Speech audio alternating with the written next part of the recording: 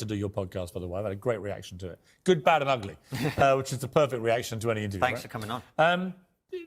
When you watched all this in its full gory details, it was so gruesome to watch. And it was the usual suspects, Hancock, Kwarteng. Didn't surprise me at all that Kwarteng had very little grasp on reality of money. I love the way he said yearly rate, like he's upselling you already. I did enjoy that. Your takeaway from that was that you have a belief that MP should be paid a lot more money. I have to say, I sort of share that view.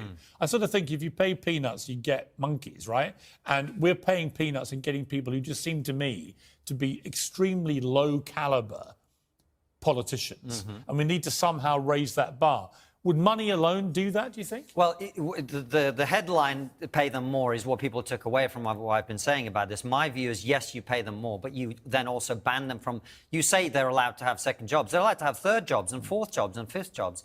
So as long as the incentive structure is there, they're not getting paid a huge amount for the job that they're doing.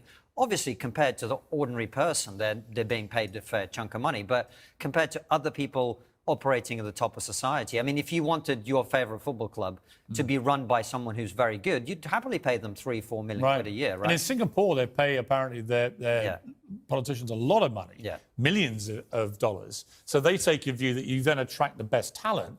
Your country benefits. It's actually a small price to pay. You get what you pay for. And I think with them, you have to ban the second, third and fourth jobs and so on. And you have to make sure that they put the stocks and shares in the trust where they don't get benefits from companies being traded in a certain way and whatever.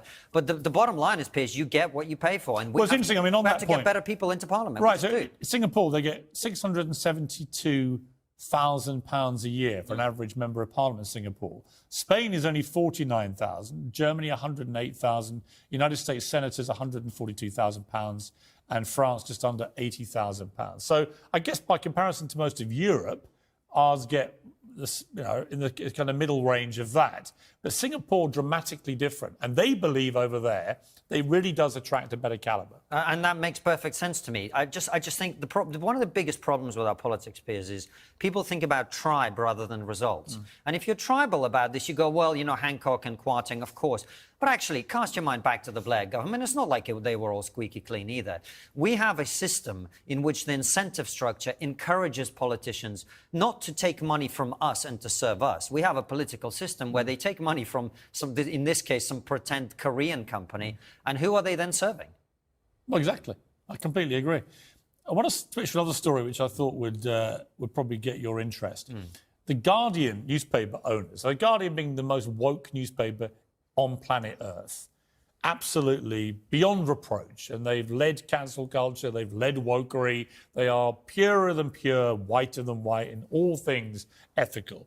And they've had an unfortunate moment today because the Scott Trust that owns The Guardian has had to issue a public apology because it turns out the origins of the wealth used to establish The Guardian came from slavery. A review found the paper's founder, John Edward Taylor, had links to slavery through partnerships in cotton manufacturing. Obviously, The Guardian reaction is to fall on its knees, beg for mercy, announce all sorts of initiatives to prove they're not a bunch of racists and so on. You'd expect that from The Guardian. But a comical irony that the paper that's driven, probably more than any publication in the world, this kind of woke mentality and been hectoring everybody else about their own shortcomings, gets caught like this. This is a very good example of this whole thing more generally, where most of these people who claim to be kind and compassionate, they behave in the most awful ways towards the people that they disagree with. And I think this is where, I'm not...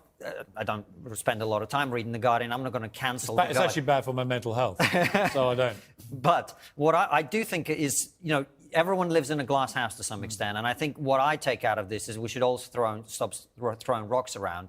Because I genuinely think that if you dig down long enough, every one of us has some ancestor who did something wrong.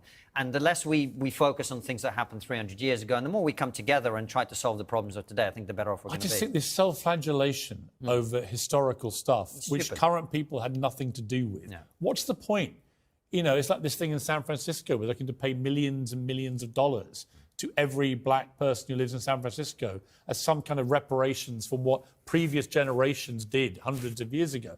I don't understand how that helps anybody. No, it doesn't. And as you know, I talk about it in the book and the issue of slavery more broadly. I just think we've got stuck in the past in a way that's completely unhelpful. Many of the conversations we have now in the West are about looking inward and going, why are we so bad? Why are we so wrong? And the case I make in An Immigrant's Love Letter to the West is we live in one of the most open, tolerant, genuinely progressive societies in the history of humanity. Yes. Let's appreciate that. Let's at least notice that, for God's sake. When did we stop celebrating our country? Right?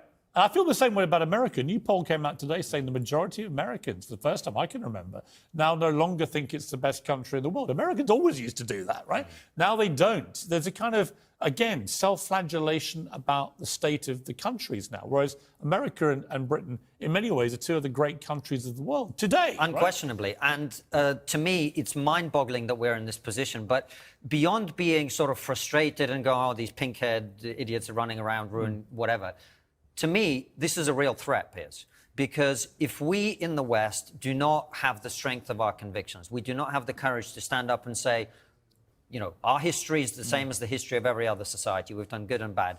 But on balance, we're good people, we are people who are doing good in the world, then other people will come and take over. You know, that's how it works. The best people ever in the history of this planet have all been flawed geniuses. Right.